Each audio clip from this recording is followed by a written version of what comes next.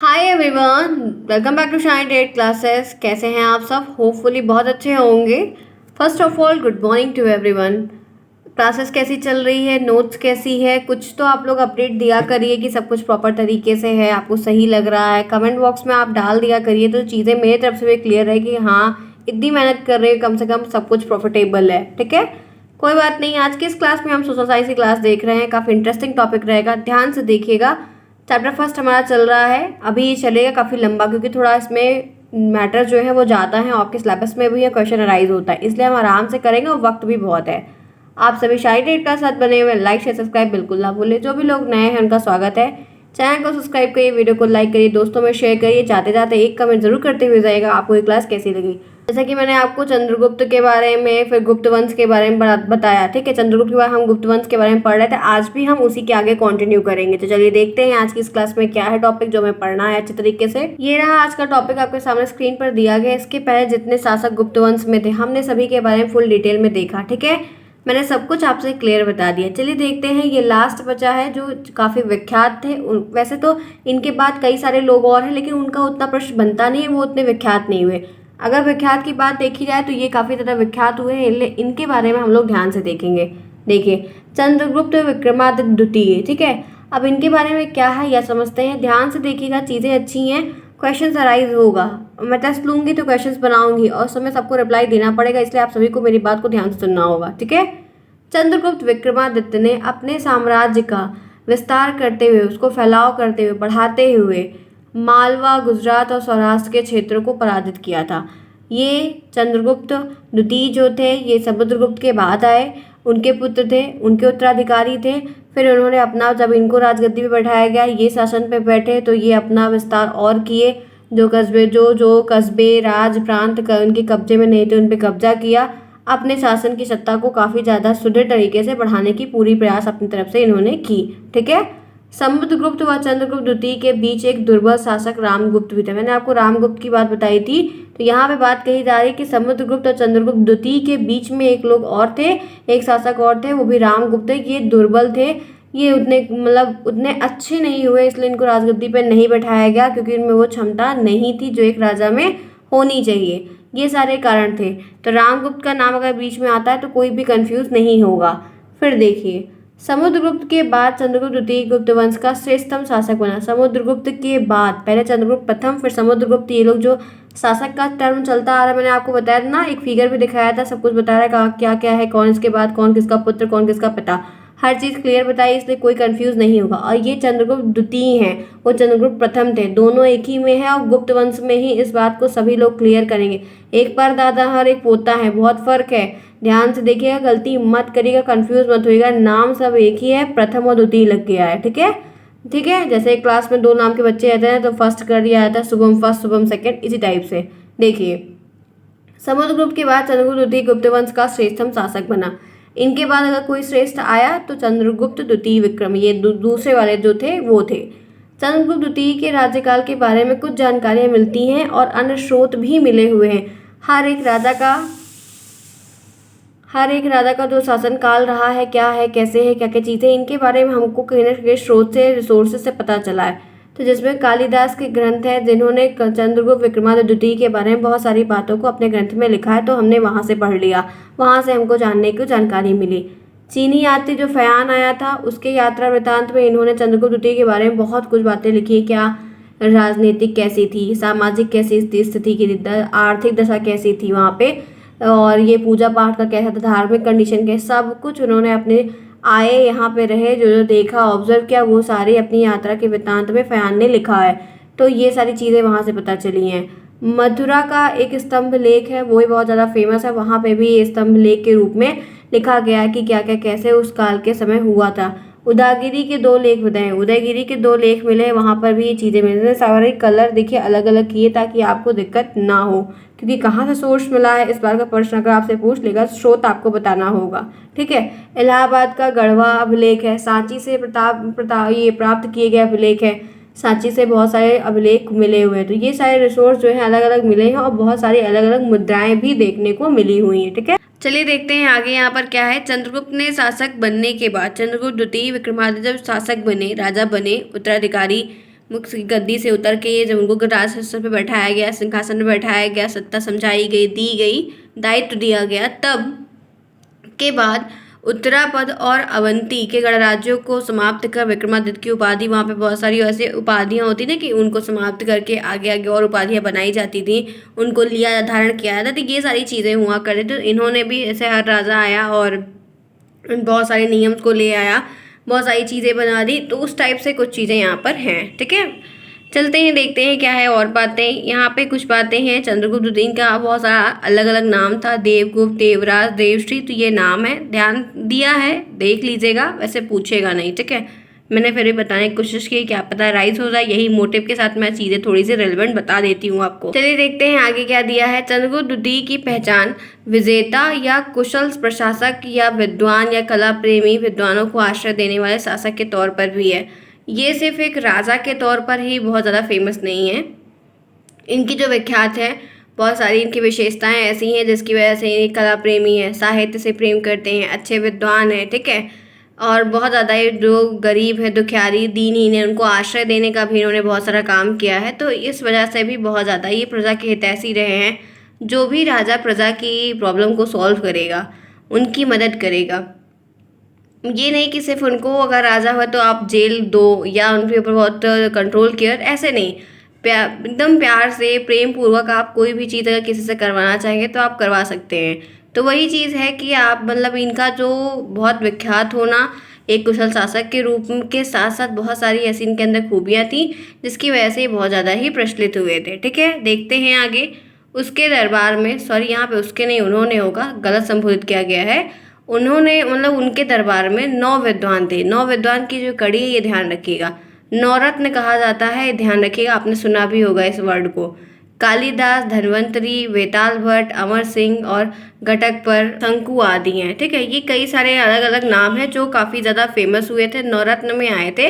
ज़्यादा फेमस जो थे वो कालिदास, धन्वंतरी, ये 2 नाम, और बेताल भट्ट, ये 3 नाम बहुत ज़्यादा ही फेमस हुए थे उनके नवरत्न में से। अमर सिंह का भी नाम देखा जाता है, आपको बस देखना है, चीज़ें दी हैं, सिलेबस में था, बुक में था, मैंने शेयर किया।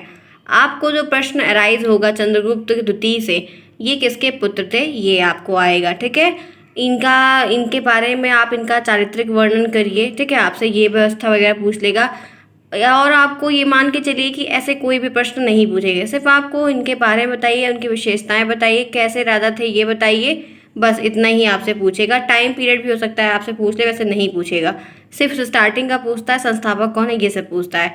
सिलेबस में दिया है, इसीलिए चीज़ें हो रही हैं, जो इंपॉर्टेंट है वो बताया है, हाईलाइट किया हुआ जो चीज़ है वो ध्यान रखिएगा। चलें आगे, अब बढ़ते हैं आगे, देखते हैं नया टॉपिक क्या है। देखिए, हमने जितने भी शासक थे गुप्तकालीन के, सारे शासक का नाम देखा, वो एक के बाद कौन था ये भी अच्छे से देखा, टाइम पीरियड सबका देखा, और सभी राजा कुशल थे, कौन कौन सी उपाधि धारण की थी वो मैंने आपको पहले फिगर में ही बताया, तो वहाँ से आप ध्यान रखिएगा, उपाधियाँ किसी की नहीं भूलेगा, कौन किसके बाद है ये मत भूलेगा, कौन किसका पिता है, कौन पुत्र है वो अब यहाँ आप जो नया टॉपिक मिल रहा है वो है गुप्तकालीन शासन व्यवस्था। शासन व्यवस्था कैसी थी, तो बहुत सिंपल सी चीज़ें हैं, सारी चीज़ें एक ही ऐसी चली आ रही हैं। मौर्य काल में भी शासन व्यवस्था यही थी और गुप्त काल में भी शासन व्यवस्था ऐसी ही, कुछ चेंजेस है, आपको नाम यहाँ पर सिर्फ जानना है। तो देखिए क्या है, गुप्तकालीन शासन व्यवस्था 3 प्रशासन थे, यानी कि 3 प्रशासन के शासन करने के 3 स्तर बनाए गए थे।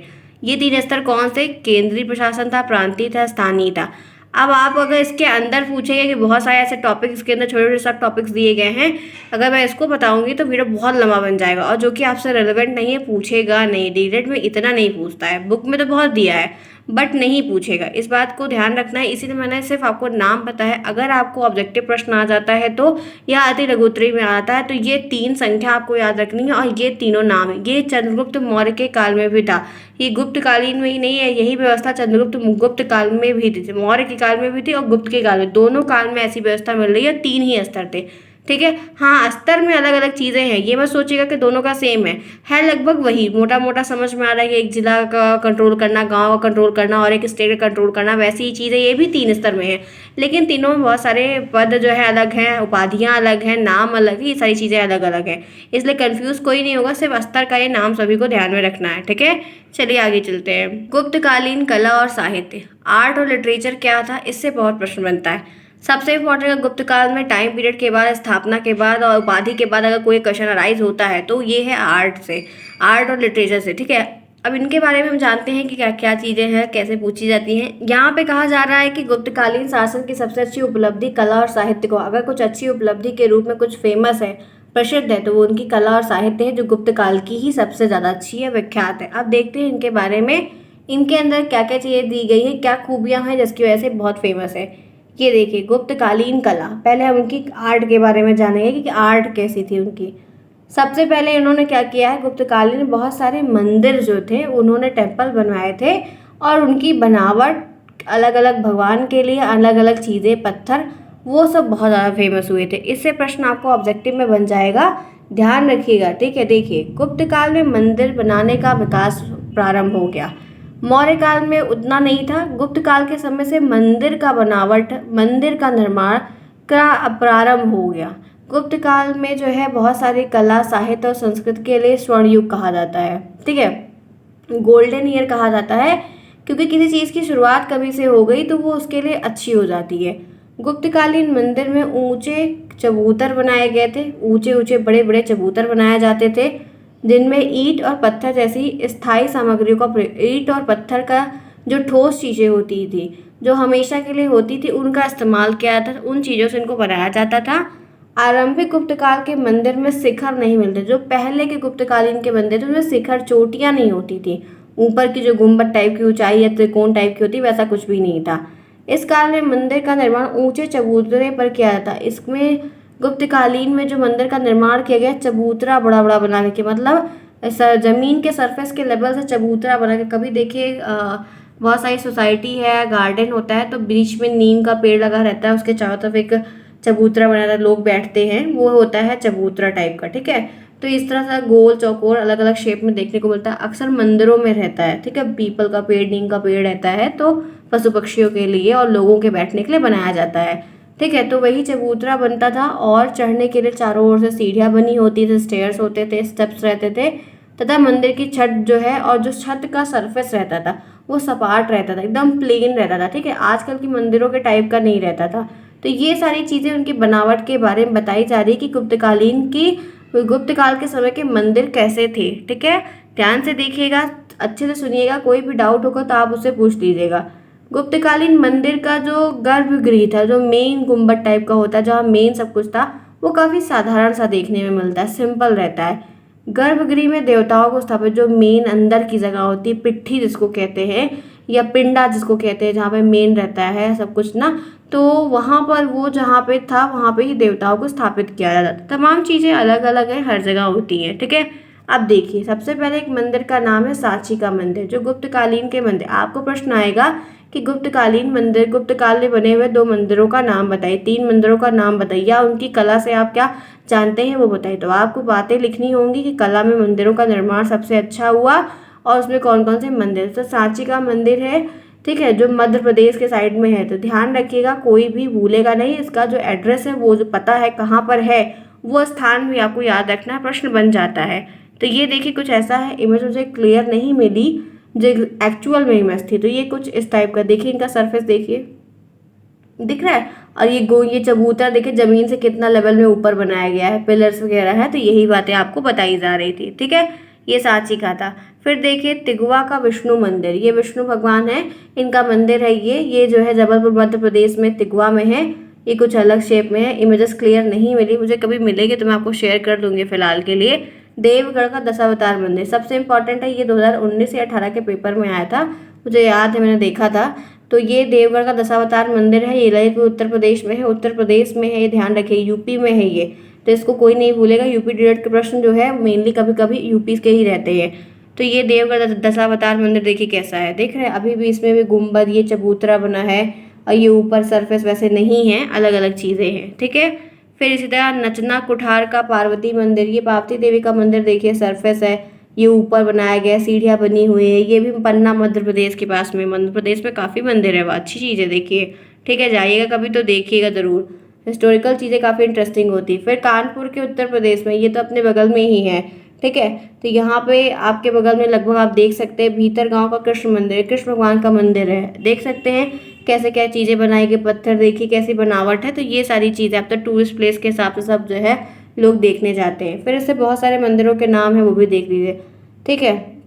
मैंने 4 मंदिर के नाम, मढ़ी मंदिर है, मणिनाग मंदिर है, नालंदा बिहार जबलपुर, पिपरिया है, नागोद है, शिव मंदिर है, शिव भगवान का मंदिर है, ये सतना के मध्य प्रदेश में है। तो कई सतना जो है ये मैहर देवी जहाँ पड़ता है वहाँ का एरिया है, ठीक है। तो ये सारी चीज़ें हैं, आपको मैंने कई सारे मंदिरों के नाम आपको बता दिए कि ऐसे प्रश्न आपको बन जाएगा, ठीक है। आपको प्रश्न आएगा ऑब्जेक्टिव में, बात ध्यान रखिएगा, अति लघुत्तरी में भी आ जाएगा कि दशावतार मंदिर किस कालीन की जो है उपलब्धि है, तो आपको बताना होगा गुप्त कालीन की है। इसलिए आप ध्यान रखिएगा कैसे प्रश्न राय होता है। वो तो मैं आपको जब क्वेश्चंस करवाऊंगी तो बताऊंगी, जो चीज़ें समझ में आ जाती हैं कि हाँ ये चीज़ें हैं, ये समझा दिया है मैंने, आप कर ले जाएंगे, उसकी कोई दिक्कत नहीं है। इसलिए वैसे मैं हेल्प कर दे रही हूँ कि कहाँ पे कैसे प्रश्न आएंगे, ठीक है। अब देखिए इनकी चित्रकला के बारे में भी देख लेते हैं। ये भी इनके है काफ़ी अच्छी हुनर के हिसाब से कह सकते हैं प्रसिद्धि है इनकी। गुप्त काल के समय मूर्ति कला के साथ साथ चित्रकला भी बहुत ज़्यादा ही विख्यात हुई थी। मूर्ति कला तो जो हुई थी उसके साथ चित्रकला भी बहुत ज़्यादा फेमस हुई थी। गुप्तकालीन चित्रकला से सीधा मतलब जो है ना सिर्फ गुफाओं से है। ये चित्रकला कहाँ पे देखने को मिली, तो गुफा बहुत बनी थी, ठीक है। गुप्तकाल के समय जैसे मंदिरों का निर्माण था, वैसे गुफाओं का भी निर्माण गुप्तकाल के समय ही देखा गया है। देखते हैं क्या है, देखिए अजंता की गुफा 16 और गुफा नंबर 17 का निर्माण गुप्त काल में हुआ था। अजंता की एक गुफा है, ठीक है, ये महाराष्ट्र के पास में है, महाराष्ट्र के पास में लगभग है। अजंता की गुफा और गुफा जो है औरंगाबाद महाराष्ट्र में है, ठीक है। ये आपका जो उसका मतलब स्थान है वो आपको ध्यान रखना होगा। अजंता की गुफा 16 और 17 अलग अलग गुफाएं हैं, शायद 30 या 29 गुफा है। 29 गुफा मैंने पढ़ा है कि 29 गुफाएं थी, जिसमें से सारी बची नहीं, नष्ट हो गई। 16 और ये 17 गुफा जो है गुप्त काल के समय बनी थी। अलग अलग काल आए, अलग अलग काल में जैसे जो काल आया, जो राजा है वो बनवाते गए तो उनके नाम से फेमस हो गए, ठीक है। अब देखिए ये है, देखिए आप देख रहे हैं ये गुफाएं हैं, बनावट देखिए कैसे पत्थर को गढ़ गढ़ के, देखिए दिख रहा है सब, देखिए कैसे कैसे बनावट बनी, काफ़ी हिस्टोरिकल है। कभी जाइएगा तो ये सारे प्लेस पे जाना चाहिए, ठीक है। एडवेंचरस होता है, काफ़ी अच्छा लगता है, देखा करिए। देखिए कैसे पत्थरों पे इतनी प्यारी बनावट बनाई गई। आज के मंदिरों मतलब अभी बनाने को कहो तो बहुत दिक्कत होगी। देख रहे हैं कोई लेटा है, कोई बैठा है, कोई खड़ा है, कोई कुछ, ठीक है। तो गुफाओं के अंदर जब आप प्रवेश करते हैं तो ये सारी चीज़ें देखने को आपको हिस्टोरिकल फैक्ट के रूप में मिलती हैं, ठीक है। आगे चलते हैं। अजंता में निर्मित कुल 29 गुफा, मैंने आपको कहा ना कि 29 गुफा है टोटल है। आपको बुक में 30 भी देखने को मिलेगी। अलग अलग बुक अलग अलग चीज़ें प्रिंट कर देते हैं, थोड़ा नंबरों में वेरिएशन देखने को मिल जाता है, ठीक है। 29 है और वर्तमान में केवल 6 ही। ये देखिए 29 टोटल थी, सिर्फ 6 बची है, सारी नष्ट हो गई, लोगों ने तोड़ दिया, आंधी तूफान आया, पतन हो गया, डूब गई, टूट गई तमाम चीज़ें। जिसमें से 1, 2, 9, 10, 16, 17 यही शेष बची हुई हैं। इन 6 गुफा में 16, 17 जो है वो गुप्त काल की, यही 2 है जो गुप्त काल के समय बनी हुई थी। बाकी शेष जो है वो अलग अलग कालों के समय बनी हुई थी और ज़्यादा बची भी नहीं है, ठीक है। ये चित्रकला के बारे में आता है। फिर है गुप्त काल के समय बाघ की गुफा। अभी जो है अजंता की गुफा के बारे में बताया गया, अब बाघ की गुफा भी गुप्त काल के समय ही बनाई गई थी, ठीक है। इनका भी निर्माण हुआ था और ये मध्य प्रदेश के साइड में बाघ की गुफा मिलती है। देखिए दिख रहा है, इनकी इमेजेस क्लियर मिल गई थी मुझे कैसे है। देखिए ये इस तरह से, अब तो टूरिस्ट प्लेस हो गया, सब लोग घूमने जाते हैं, तो इस तरह से ये है। तो ये देखिए बाघ की गुफा का चित्र, ठीक है। मैं आपको सब कुछ इसीलिए बता रही हूँ कि कोई प्रॉब्लम किसी को ना हो। फिर लास्ट वन है एलोरा की गुफा। एलोरा की गुफा में है इसका स्थान का, ये गुफा महाराष्ट्र के सह्याद्री पर्वतमाला में अजंता की गुफा से लगभग 100 किलोमीटर दूर। अजंता की जो गुफा है महाराष्ट्र में दोनों है, अजंता की गुफा भी और एलोरा की गुफा भी, लेकिन 100 किलोमीटर की दूरी पर है। और गुफा की जो संख्या है वो लगभग 34 है। उनकी कितनी थी? 29 है। संख्या पूछ लेगा ऑब्जेक्टिव में, ध्यान रखिएगा, गलती कोई नहीं करेगा। मैं टेस्ट लूंगी तो किसी का भी नंबर मुझे कम नहीं आना चाहिए, इसलिए बहुत ध्यान से हर चीज़ों को पॉइंट आउट करते हुए मुझे भी छांटना पड़ता है कि क्या बताना है क्या नहीं बताना है, सारी चीज़ें मुझे भी देखनी होती है। तो मैं मेहनत कर रही हूँ तो रिजल्ट मुझे चाहिए, ठीक है। चलिए ये 34 गुफाओं के बारे में है। एक समूह में थे, जिनमें 17 जो है ब्राह्मणों के लिए बनी हुई थी, 12 बौद्धों के लिए और 5 जैन धर्म, अलग अलग धर्म के लिए अलग अलग नंबर ऑफ गुफा बनी हुई थी। गुफा को इंग्लिश में केव कहते हैं, ठीक है। तो ये 34 थी उनकी, दोनों का नंबर अलग अलग है, संख्याएं अलग अलग कितनी थी, क्या थी, कहाँ पर है स्थान, एक ही, बस डिस्टेंस कितना है 100 किलोमीटर का। तो ये चित्रकला से ये चीज़ें फेमस हुई। सब गुफाओं के अंदर आप जब प्रवेश करेंगे तो अलग अलग आपको ऐसे चित्रकलाएं देखने को मिलेंगी, ठीक है। ये देखिए दिख रहा है, ये एलोरा की गुफा घूमने लोग गए हैं। देखिए कैसी बनावट है, इतनी खूबसूरत सी बनावट है। इंटरेस्टिंग ना, लग रहा है ना कुछ मस्त है। इतना इसी में गढ़ना पत्थर में थोड़ा ठोक ठोक के वगैरह वगैरह चीज़ें, गजब के लोग थे उस टाइम पे। काफ़ी इंटरेस्टिंग है ना, जाने को मिले तो लगे कि हाँ कुछ मज़ेदार है। क्यों, चलिए आगे चलते हैं। चलिए देखते हैं, यहाँ पर एक नया टॉपिक है, गुप्तकालीन साहित्य की कुछ प्रमुख साहित्यिक रचना और लेखक। इनके बारे में भी जानते हैं। ध्यान से देखिएगा, ये वीडियो लंबा बनेगा क्योंकि काफ़ी इंटरेस्टिंग चीज़ें हैं, तो आपको शेयर कर रही हूँ, देखिएगा ध्यान से। गुप्त काल को भारतीय साहित्य का स्वर्णिम चरण माना जाता है। ठीक है, स्वर्ण का स्वर्णिम चरण किस काल को? गुप्त काल को। दूसरा, गद्य, कविता, नाटक और व्याकरण में अद्भुत साहित्य का निर्माण किया गया। गुप्त काल के समय गद्य है, नाटक है, कविता है, इनमें एक अद्भुत साहित्य को डाला गया है, निरूपित किया गया है। यह शिक्षा और सिखाने की प्रणाली को ध्यान देने योग्य उत्पाद है। ये शिक्षा को ध्यान में रखते हुए और सिखाने की प्रणाली को भी ध्यान में रखते हुए निर्मित किया गया है। ठीक है, अब देखिए ये जो साहित्य है, जो ये चीज़ें हैं, क्या क्या है। सबसे पहले कालिदास का नाम आता है। ठीक है, ये एक शास्त्रीय संस्कृत के लेखक थे जिन्हें बड़े पैमाने पर गुप्त काल के महान कवि और नाटककार के रूप में जाना जाता है। किस काल के? गुप्त काल के। कालिदास का नाम कब आया? गुप्त काल में आया। प्रश्न बनेगा, ध्यान रखिएगा। कालिदास 6 प्रमुख कृतियां इन्होंने लिखी थी। इनकी 6 फेमस कृतियां हैं जो बहुत ज़्यादा ये विख्यात हुई हैं। अब हम समझते हैं कि वो क्या क्या हैं। पहली कृति है अभिज्ञान शकुंतलम, आपने नाम सुना होगा। ठीक है, इनमें क्या है यह देखते हैं। इसमें राजा दुष्यंत तथा शकुंतला के प्रणय, विवाह, विरह और जो उनका पुनर्मिलन था, उन सब की एक सुंदर सी कहानी। एक राजा दुष्यंत है और उनकी जो पत्नी प्रेमिका है, जो उनकी पत्नी है शकुंतला, उनका मिलना, उनसे विवाह होना, उनसे झगड़ा होना, फिर दोबारा मिलना, उनसे छूट जाना, तमाम चीज़ें, ये एक लव स्टोरी टाइप की अभिज्ञान शकुंतलम। ठीक है, आज के टाइम पे लव स्टोरी है, तब के लिए जो भी रहा होगा। तो इसमें राजा और रानी की कहानियों के बारे में है जो कालिदास ने लिखा है। तो ये नहीं कि सिर्फ उसमें ये अभिज्ञान शकुंतलम में सिर्फ उनके प्यार की ही बातों को दिया गया, जी नहीं, बहुत सारी चीज़ों को, कैसा था, क्या क्या रीज़न थे, कारण था, स्थिति कैसी थी, बहुत सारी चीज़ें जो है और भी चीज़ें बताई गई है। काफ़ी बढ़िया है, ध्यान से, मैंने कभी पढ़ा नहीं है फिलहाल, लेकिन नाम सुना है और पेपर में प्रश्न बनता है। ठीक है, दूसरा यहाँ पे क्या है, देखिए विक्रमो उर्वशी। ठीक है, इनमें क्या क्या है, ये भी इनका एक बहुत ही प्रमुख कृति है। इसमें कालिदास का एक विख्यात नाटक है। उसमें क्या था, एक स्टोरी थी, एक सुंदर लेखन था, सुंदर कहानी थी। इसमें नाटक की बात की गई। यह 5 अंकों का नाटक है, 5 पृष्ठों में है, मतलब यूनिट में। इसमें राजा पुरवा और उर्वशी के प्रेम का, विवाह की कथा, इसमें भी एक राजा और रानी के विवाह की कथा के बारे में पूरी कहानी है। ठीक है, फिर यहाँ पे देखिए तीसरा, यहाँ पे क्या है, पे मालविका अग्निमित्रम। ठीक है, ध्यान रखिएगा, प्रश्न आएगा और आता है। अभिज्ञान शकुंतलम मतलब सबसे ज़्यादा आता है, इसलिए मैंने इनकी जितनी है 6 ली हैं कि अगर आएगा तो कोई गलत ना करे। कालिदास द्वारा रचित ये जो रचना है संस्कृत नाटक है। क्या है? संस्कृत नाटक है। ठीक है, यह भी 5 अंकों में बटी हुई है। इसमें भी राजा यहाँ पे, जिनमें मालवदेश की राजकुमारी मालविका और विदेश के राजा अग्निमित्रम के प्रेम, सब में ये प्रेम विवाह की बातें की गई हैं, मुझे भी यही लगता है। ठीक है, तो इनमें भी यही सब कुछ था। आप नाम याद रखिएगा। ठीक है, उसमें क्या है ये आपसे नहीं पूछेगा, कृति आपसे पूछेगा, कृति का नाम। महाकाव्य रचना जो है, कविता है रघुवंशम, ये भी बहुत आता है, ध्यान रखिएगा, बहुत सारे अदर एग्जाम्स में भी आता है। इस महाकाव्य में 19 सगों के रघु के कुल में उत्पन्न 20 राजाओं के 21 प्रकार के छंदों का प्रयोग करते हुए वर्णन किया गया है कि कैसे राजा थे, क्या था, उनका पहनावा कैसा था और स्वभाव कैसा था, तमाम चीज़ें, राजा से रिलेटेड जितनी भी चीज़ें हैं सब कुछ बताई गई हैं। दिलीप है, रघु है, दशरथ है, राम है, कुश है, ये सारे लोग इनमें अतिथि का विशेष वर्णन किए। बहुत सारे राजाओं का, बहुत सारे अतिथि आए थे, सबके बारे में बहुत अच्छे तरीके से बताया गया है रघुवंशम में। ठीक है, तो ध्यान रखिएगा, आपको नाम याद रखना है। फिर यहाँ पे कुमार संभवम है, इसमें जो है कालिदास के द्वारा कार्तिकेय के जन्म के बारे में बताया गया है। जिसकी गणना संस्कृत के 5 महाकाव्यों में भी की जाती है। ठीक है, इनका ध्यान रखिएगा, आपको नाम याद रखना है, जो बार बार बोल रही हूँ।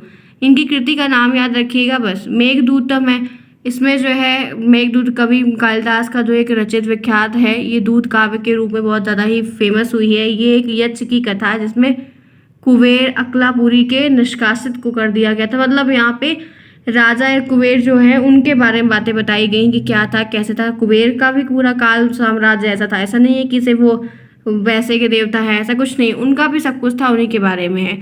देखिए ये सारी चीज़ें जब आप ये पर्टिकुलर बुक पढ़ेंगे, सोर्स पढ़ेंगे, तब आपको ज़्यादा समझ में आएगा। मैंने यहाँ पे अभी मैं सर्च करके चीज़ों को इसमें आपको इंक्लूड करूँ तो ये बेटर नहीं होगा, क्योंकि इससे प्रश्न नहीं बनेगा, ठीक है, आपकी नोट्स भरेगी, कुछ मिलेगा नहीं, इसीलिए मैंने नहीं। विशाखा दत्त देख लीजिए, ठीक है, मुद्रा राक्षस है, इसमें विशाखा दत्त के प्रसिद्ध नाटक में मुद्रा राक्षस का नाम बहुत ज़्यादा आता है, ये आपको प्रश्न कई बार बनता है। ये संस्कृत का ऐतिहासिक नाटक है जिसकी रचयिता जो है विशाखा दत्त है। ये कौन रचयिता है, ये आपसे प्रश्न बनता है, ऑब्जेक्टिव में पूछ लेगा, इस बात का आपको ध्यान रखना होगा, ठीक है। फिर यहाँ पे शूद्रक है, शूद्रक में द लिटिल क्ले आर्ट है, इसमें मिट्टी की गाड़ी है, इसमें जो है ये शूद्रक के नाम से बहुत ज़्यादा फेमस होता है। इसमें मृच्छ कीटकम का नाम आता है, ठीक है, मृच्छ कीटिका या कीटकम। इसमें मिट्टी के लोकप्रिय खिलौने बनाए गए थे। संस्कृत नाट्य साहित्य में सबसे अधिक लोकप्रिय रूपक है। इसमें 10 अंक हैं, अलग अलग बातें 10 पृष्ठों में बताई गई हैं, ठीक है। इसमें रचनाकार जो है महाराज शूद्रक है, इनके बारे में, जिसकी राजधानी जो थी पाटलिपुत्र थी, जो आधुनिक पटना है आज के समय में। देखिए थोड़ी बातें मैंने इसके नाम से रिलेटेड देखी, यहाँ पे कुछ है, भारवी के नाम से भी है, ठीक है, भारवी का एक महाकाव्य है, इनको ध्यान में रखना है। किराता जूनियम, जो अलग अलग नाम है, जुर्नियम, दिख रहा है आपको, ये इनकी रचना के बारे में नाम दिया गया है। वात्स्यायन में जो है आपको कामसूत्र के बारे में या न्याय सूत्र भाषम के बारे में बताया गया है। आपको क्या ध्यान रखना है वो मैं आपको यहीं पे क्लियर कर देती हूँ, कोई गलती नहीं करेगा। मैंने ये चीज़ें क्यों ली, हम यहाँ पे क्या पढ़ रहे थे, गुप्तकालीन साहित्य की कुछ प्रमुख साहित्यिक रचनाएं और लेखक, ठीक है। तो मैंने लेखक के नाम से आपको कालिदास का नाम बताया, ठीक है। अब कालिदास की जो रचनाएं हैं, 6 रचनाएं हैं, उन रचनाओं का आपको सिर्फ नाम याद रखना। एक रचना, 2 रचना, तीसरी रचना ये हो गई, चौथी ये हो गई, पांचवी ये हो गई, छठी ये हो गई। ये कुछ एक्स्ट्रा है जो मैंने आपको शेयर की है, क्योंकि बुक में था और प्रश्न अगर आ जाएगा तो फिर ये क्वेश्चन होगा कि मैंने आपको नहीं बताया, इसीलिए मैंने आपको शेयर किया। नाम आप सभी याद रखिएगा, उसके अंदर क्या है ये चीज़ें आपसे नहीं रिलेवेंट है। तो चलिए आज की क्लास हम यहीं तक ख़त्म करते हैं। जितना भी चीज़ें इंटरेस्टिंग था, काफ़ी बढ़िया था, मैंने आपसे शेयर किया, बताया, आपको पूरी कोशिश की कि सब कुछ अच्छे से समझा दो, ताकि आपको कोई भी दिक्कत किसी भी टॉपिक में ना हो। ये सारी चीज़ें आपके सिलेबस में दी गई और आपको पढ़ना पड़ेगा, क्योंकि इससे प्रश्न बहुत सारे अराइज होते हैं, ठीक है। सब कुछ बढ़िया से मैंने शेयर कर दिया। आज हमने काफ़ी इंटरेस्टिंग टॉपिक को पढ़ा है, तो कोई गलती नहीं करेगा। हम एक बार देखते हैं हमने क्या पढ़ा है आज। चंद्रगुप्त द्वितीय विक्रमादित्य के बारे में पढ़ा, क्या थे, कैसे थे, इनके बारे, राजा वगैरह के बारे में पूछे तो आपको कुछ पता होना चाहिए, आप राजा से क्या उम्मीद करते हैं, वो सारी बातें। आप राजा से कोई प्रश्न आता है कि कैसा उनका स्वभाव था, तो आप अपने तरीके से बनाकर अच्छे से लिख दीजिएगा, ठीक है, अगर आता है तो। शासन व्यवस्था मैंने आपको बताई, गुप्तकालीन की कला और साहित्य क्या था वो मैंने आपको बताया। फिर कला में मंदिर वंदिर आया, गुफा वगैरह सब बनी, चित्रकला बनाए, सब मैंने आपको बहुत अच्छे से बताया। सारी चीज़ें मैंने आपसे क्लियर की। फिर साहित्यिक रचनाएं और लेखक वगैरह, इनका भी नाम वगैरह मैंने आपको अच्छे से क्लियर कर दिया, ठीक है। होपफुली मुझे लगता है कि क्लास इंटरेस्टिंग रही होगी, समझ में आया होगा, चीज़ें आपकी क्लियर हो रही हैं। गुप्त काल से 1-2 पतन का भी एक बचा हुआ है, वो मैं आपको बताऊंगी, और 1-2 टॉपिक और है, तो इस तरह क्लियर करके गुप्तकाल खत्म हो जाएगा एक लेक्चर में। और उसके बाद मैं आपको हूण के बारे में बताऊंगी कि हूण का कौन था, कैसे आए, आगमन क्या था, ये सारी चीज़ें, ठीक है। उसके बाद हम हर्षवर्धन का जो काल था वो पढ़ेंगे। अभी ये चैप्टर लंबा है, ध्यान से, कोई दिक्कत नहीं, बहुत समय है, आराम से हम कर ले जाएंगे, कवर करके चलेंगे, देर से भले होगा लेकिन दुरुस्त होगा, ठीक है। अगर एक क्लास अच्छा लगा तो प्लीज़ चैनल को सब्सक्राइब करिए, वीडियो को लाइक करिए, दोस्तों में शेयर करिए, जाते जाते एक कमेंट मेरे लिए ज़रूर करते हुए जाइएगा कि आपको ये क्लास कैसी लगी, इंटरेस्टिंग थी या नहीं थी, नोट्स कैसे हैं, सारी बातें। कोई भी डाउट होगा तो आप मुझसे पूछ लीजिएगा। नेक्स्ट क्लास में हम फिर मिलें, तब तक के लिए take care, thanks for watching.